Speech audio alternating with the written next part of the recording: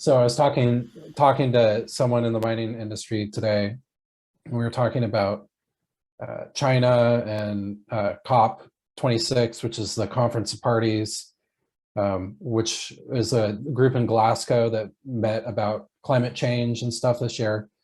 And he was talking about a discussion that he had with some um, Chinese people involved in the industry lately, and their perspective is we've got 1 billion people to feed, and we're focused on this first before everything is getting our people fed.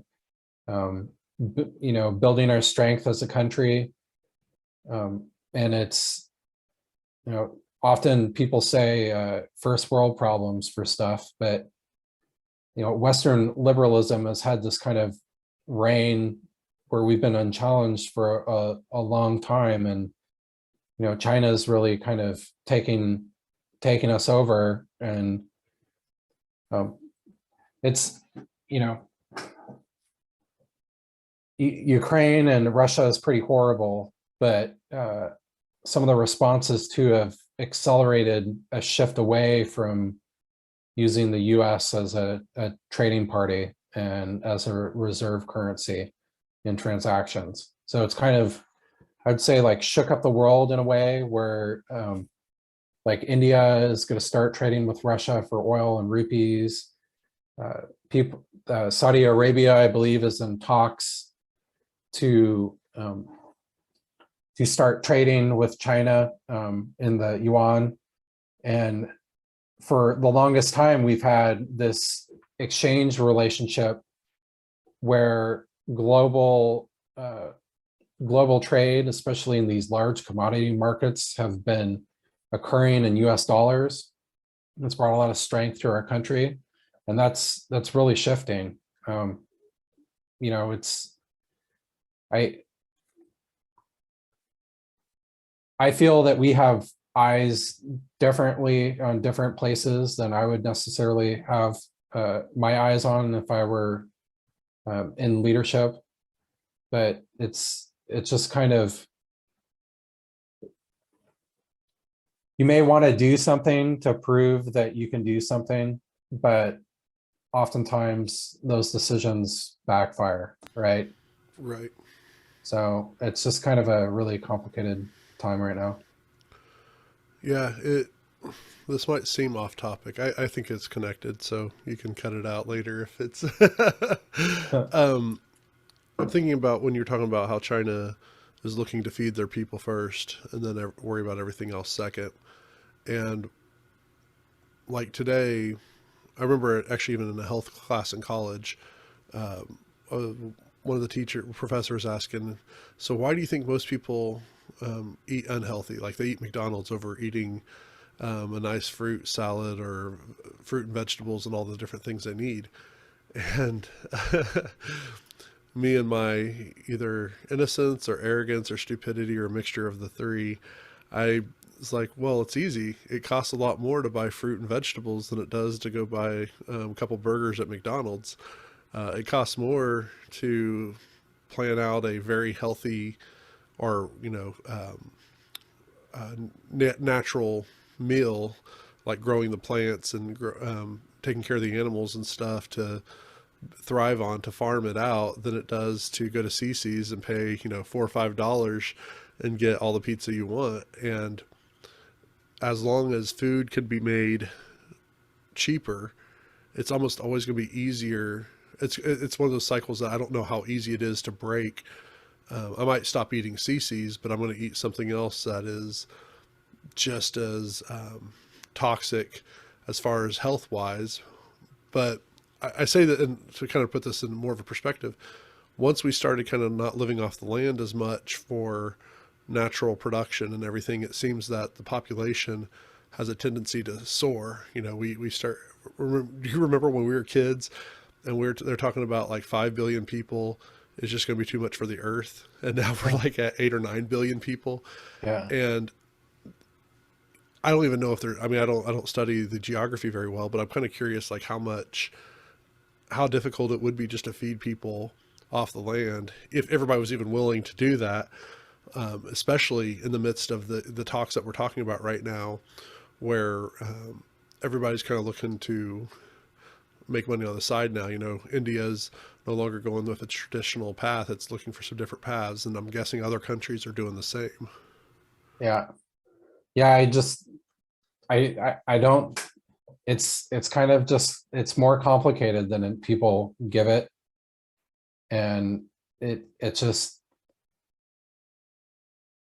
like this whole idea of energy independence, right? It's kind of like taking control of your ability to control your future, right? Of your most important feed inputs.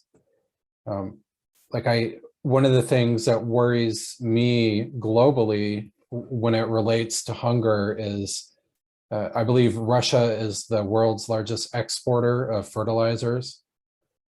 And fertilizers are pretty essential in making sure that our crops, or our wheat and stuff like that, um, are to the level that can support the human life that we have on Earth.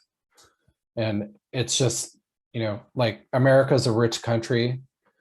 We're probably not going to see mass starvation here, but a lot of like the smaller emerging countries, like that's something that worries me, is like, is there going to be food for them? And I'm sure it's something that the UN's really worried about, is um, whether whether these smaller countries are really going to have enough to feed their people, and what that means. So it's just, I mean, we live in a world where, uh, like we're talking about energy and food and stuff like that, where especially for energy, but with basically people use their phones for everything. That sucks power. When you're going to start using a larger amount of electric vehicles, and that charging capacity of that grid, that takes a lot of power. Um, there's just there's a lot of complexity to go into the shift. And if you move too fast in either way, or kind of like the supply chain breaks down, there's gonna be a lot of pain for uh, people that are kind of like cutting it barely by the skin of their teeth for a lot of it. So it's, yeah, there's a lot of concerns here. And China basically brought 1 billion people out of poverty over the last 30-40 years. So that's kind of an economic miracle. Right. But as all these countries go from uh, developing into developed, or third world into developing countries, um, consumption rises. Uh, it kind of requires the market to meet the needs for consumption on it, and it's just a really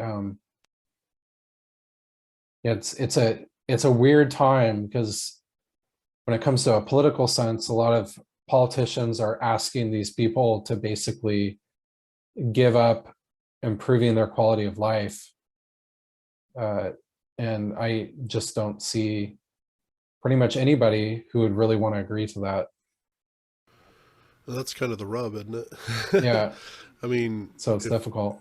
if we would just do um, the list of, you know, A through Z, um, if everybody on the earth that had the capability would just do that, I mean, we'd solve so many problems, right? Like, you know, I used to tell my daughter when she was a kid, you know, when she woke up, was like, hey, good morning, have an awesome day, don't be a jerk to anybody. And I'm thinking, you know, that alone, if we just weren't a jerk to other people on purpose, how much better the world would be. Maybe we wouldn't have the Russian-Ukrainian conflict. Maybe we wouldn't have some of these other disputes and whatnot that just inconveniences people. But then I'm also on the other side, I'm like, hey, because, and I would say at least a lot of the area that I'm around, everybody's looking at Russia as being an antagonizer and being the bad guy in this situation. That, hey, if Russia hadn't done this, then the conversations are going to be completely different, because we're not going to talk about, every time gas rises the way it is, we have a chance to talk about, like, well, what are some of the other opportunities of how to fix this problem, or at least to not be as reliant in the same way. And can we do that without taxing the grid? So, as you said earlier, we could, this might bring more electric vehicles out, but if everybody's charging their electric vehicles, it's going to put a different strain, where we might see more blackouts. We might see some more other types of energy issues that we don't currently see as much, because we're not dependent on it in the same way. Yeah. If everybody just watched one less show on Netflix or or Disney Plus, maybe we would save one more life in the world today. So again, I always want to, I mean, I think it's really cool to hear the other stuff, but for the people like me, I think it needs to be said, at least, where these big decisions aren't just, it's not just Russia invading Ukraine that causes some of these energy crisis.